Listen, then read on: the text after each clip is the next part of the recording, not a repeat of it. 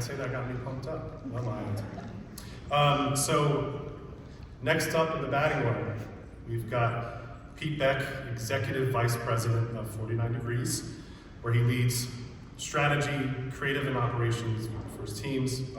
Peter was the SVP of Brand Experience at SGK, where he worked for 25 plus years, helping world-class companies including Nike, Apple, Starbucks, Lululemon, and many more to create and deliver elevated brand experiences.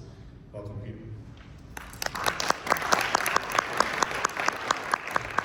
Thanks, Corey. And Mike, thanks for the walk-up music. Eye of the Tiger, solid.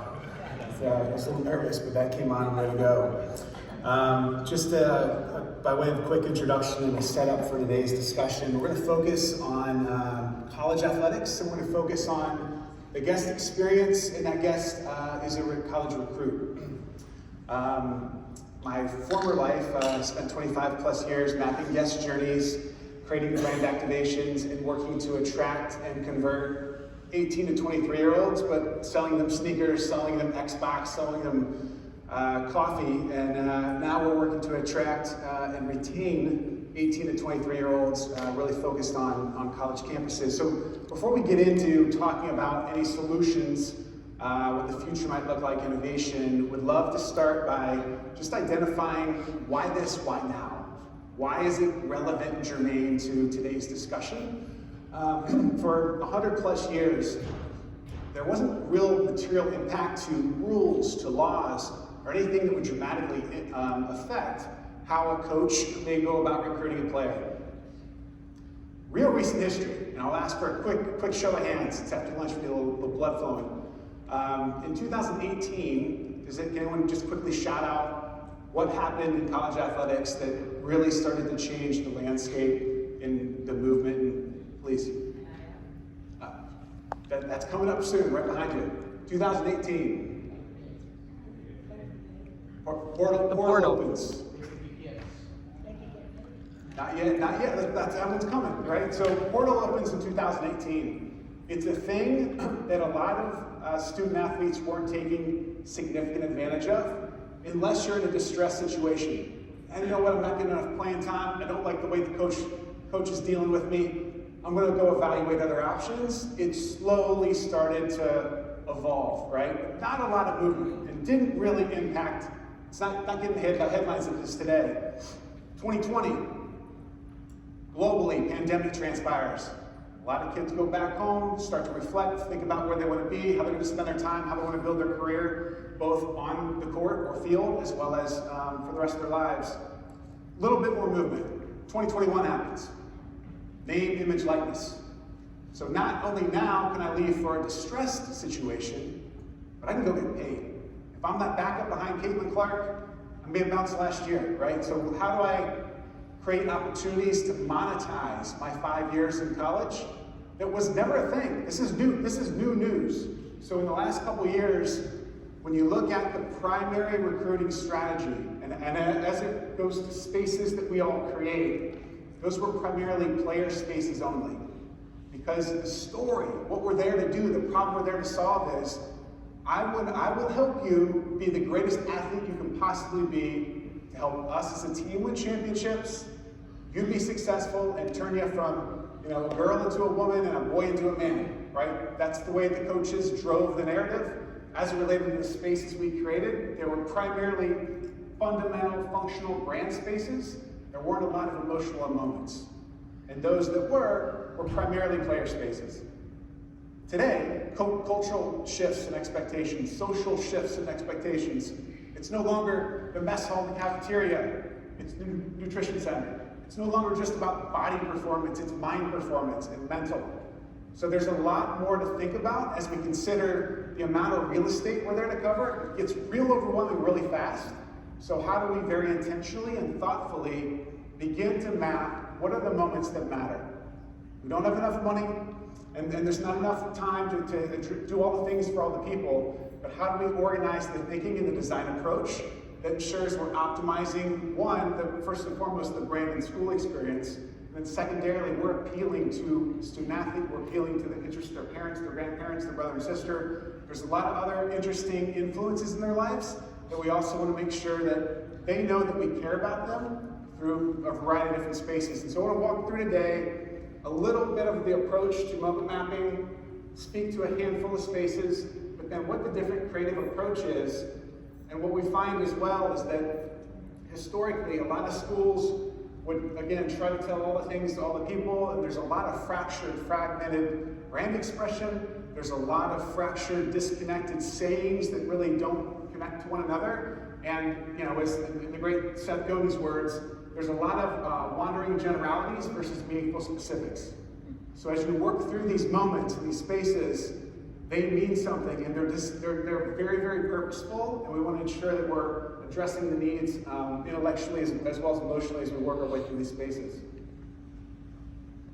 So just to restate the challenge, it's no longer enough focusing primarily on the field performance. Our goal is to create holistic experiences for the athlete's mind, their body, and their brand.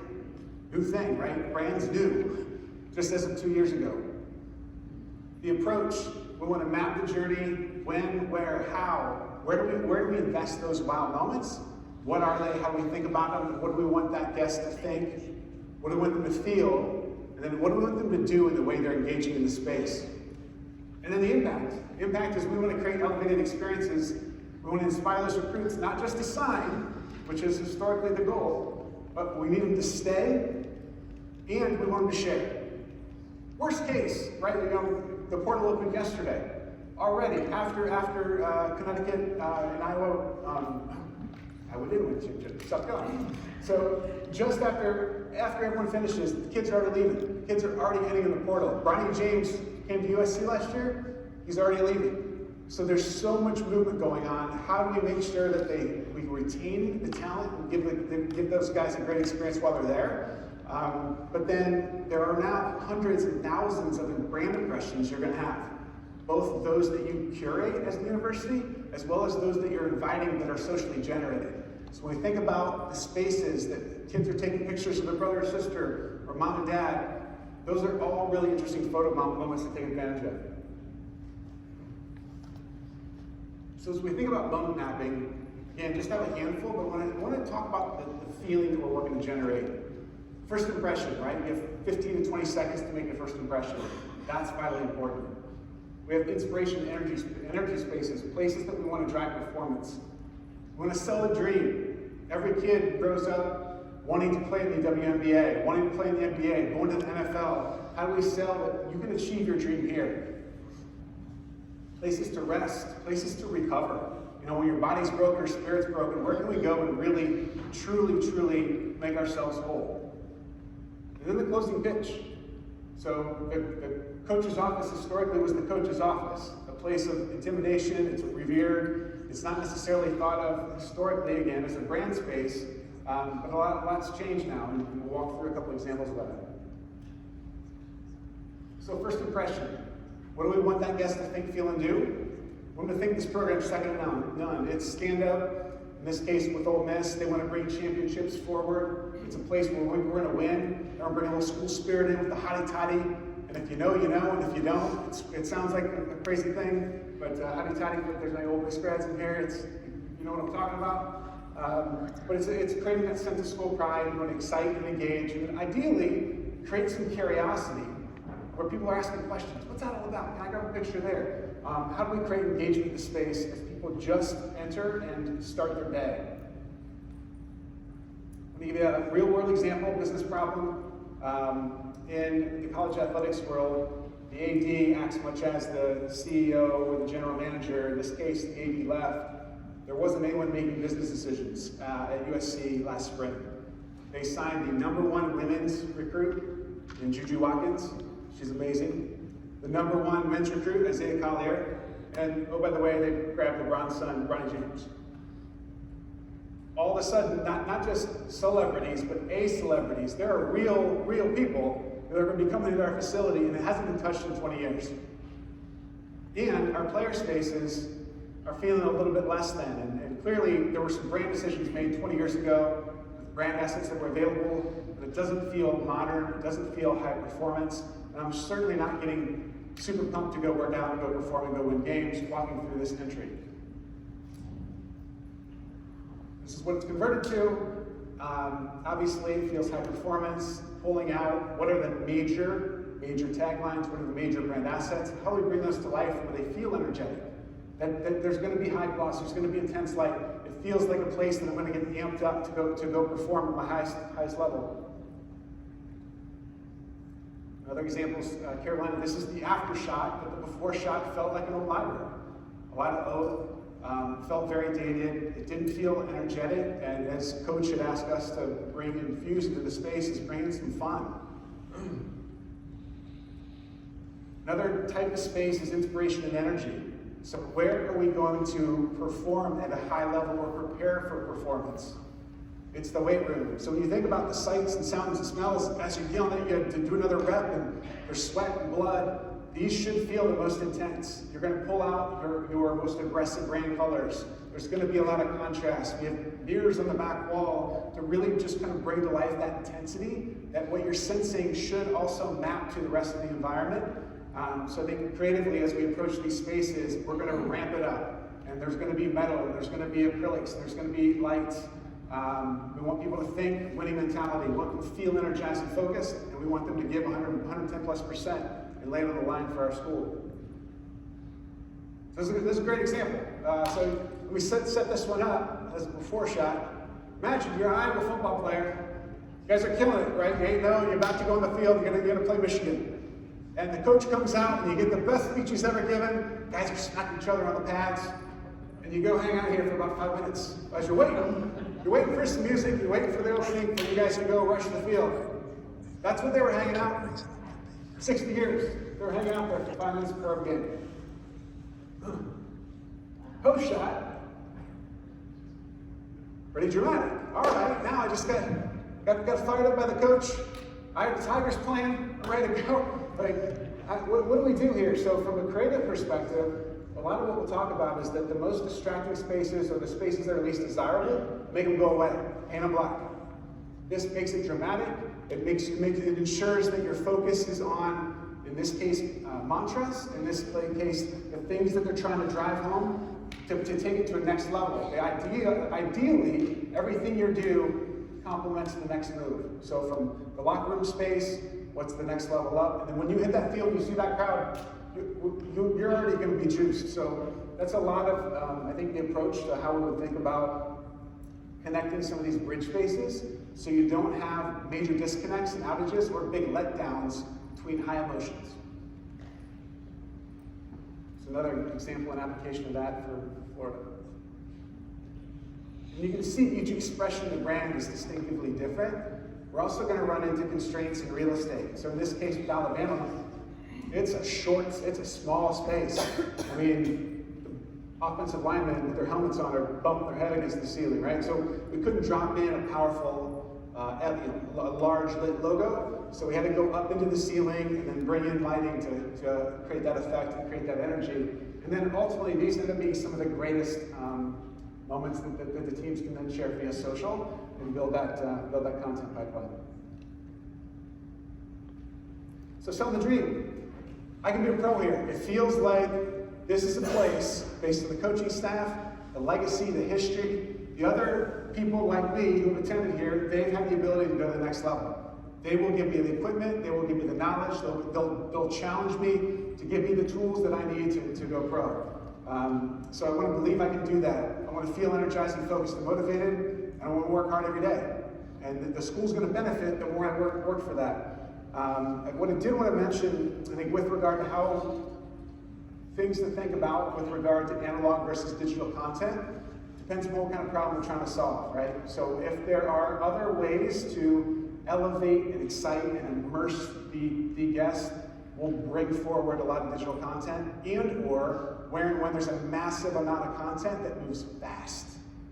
So in this case, with the Atlanta Falcons, there were 6 or 7 different Atlanta Falcons that have gone through the program. Well, we can very quickly, through a digital screen, change the name out. So I quickly understand how to connect who was an Atlanta Hawk, or who was an Atlanta Falcon, who was a Carolina Panther, and really understand how to bring some of those stories to life without taking up walls and walls of content.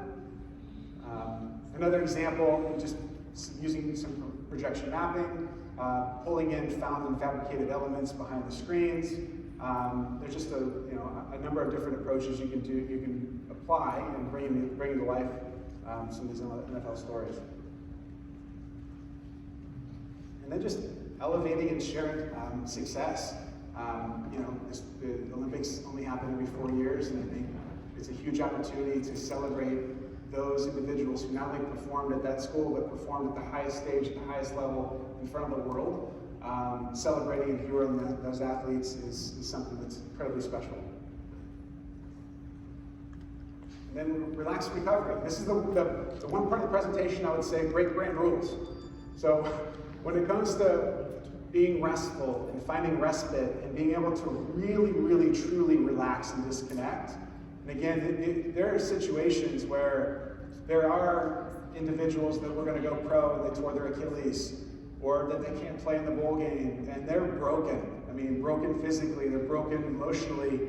How do we create spaces for them that they look forward to just finding a bit of comfort in a very, very challenging time in their life? You can see from a brand perspective, this is the only view you'll ever see of Alabama A that's blue. Like, we're going to go tonal. We're going to really pull back on the true brand colors and really go a little more restful, a little more relaxing. I think as you get into these spaces as well, with regard to materiality, you'll find going much more organic, woods and stones versus metals and acrylics. Just bring in a lot of those natural elements. And then we want them to recover, rebuild their mind and body, and come out stronger than they were prior. Again, you'll never see another LSU Tiger pattern that isn't purple and yellow. In this case, it's tonal out of this beautiful tile mosaic. And in a lot of our work, we have an incredible opportunity to work with the greatest architects in the world. Some of those situations, they'll be very prescriptive and give us recommendation on what the overall look and feel of the space will be, materiality of F&E. Sometimes it's collaborative, and sometimes we'll provide some of those insights and recommendations, but just find it's such a great opportunity to really be in service of the guest who's using the space and optimizing that environment that invites them to really be at their greatest self. And again, this looks odd because it's the Florida Gators, and it's not blue and orange. But again, it creates a space of rest. And then social spaces. So from a coach's perspective, we only have the team for a certain number of hours a day. We have them for pre-practice, we have some workouts, we have performance spaces. We want to create spaces that keeps the team together. These social spaces provide the opportunity to do that. And we want to create spaces of value that build brand, that create culture. And before I saw Mike Tyson getting a little fade, you want to make sure you're clean for Saturday game day. It affects that brand and NIL dollars coming in. Even if you're on the bench, it'll look good. There's an opportunity to bring in equity from a partner. In this case, North Carolina's fortunate enough, Michael Jordan graduated there, but they're creating spaces that are culturally connected to their athletes. I'll land on the last section. Closing pitch. I want to, ultimately at the end of the day, I want to grow and win and go pro. I want to be excited, inspired, and instill confidence. And then ultimately, we want that student athlete to commit to us. Last setup, I'll go quickly. Imagine you just spent an amazing day at North Carolina. You're taken around with the best staff. You're taken around with a couple athletes that are playing today. They geared you up. You got all this gear. You got your shoes ready. They hooked up your dad. Like, you're having a great day. And then you land here. And you're going to hang out for an hour really thinking about, should I do this or not? And then a 75-year-old guy walks in.